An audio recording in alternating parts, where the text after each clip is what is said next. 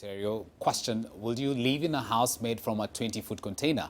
Well, what about an entire state made up of containers? While some Kenyans are obsessed with a building made up of brick and mortar, others are turning to other solutions and technologies which are cheaper and more convenient.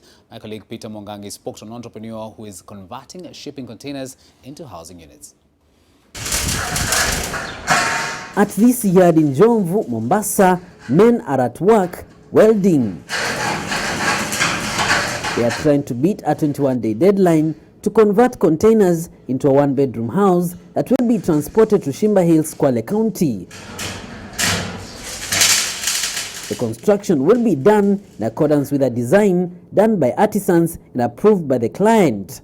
Upon completion, they will more or less look like this prototype bed-sitter made from one 20-foot container, complete with a bed, kitchen, sink, bathroom and other amenities. Our vision was to use containers for the corporate market, for commercial business. But within a couple of months of us launching, we saw a great need for housing. The response has been extremely good. 80% of our inquiries are related to homes, and we're getting a lot of inquiries for anything up to 4 bedrooms. With the air conditioning, proper insulation and other features, you might be mistaken to think that I'm in a conventional house. But that is not true. I'm actually inside a 20-feet shipping container which has been converted into a bed-sitter. But the idea came as an accident when Pastor needed a bigger space to accommodate his growing business.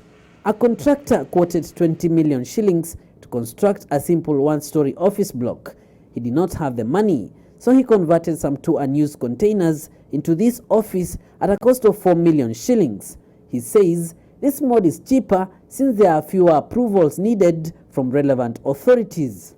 A big advantage of this new concept is that the units can be relocated if a client desires to shift to a different area. We can convert a shipping container into absolutely anything, from storage, as you've seen, to housing, to offices. It was the same technology used to create a business park made of containers at Kingorani in Mombasa. 6 containers were transformed into 27 rental shops. Kuzitengeza container moja inachukua siku 5 na kuziweka hapa imechukua siku 2. Although there is a kind of stigma associated with such alternative housing solutions, the company hopes to build an estate made of containers in the near future. Peter Mwangangi, NTV, Mombasa.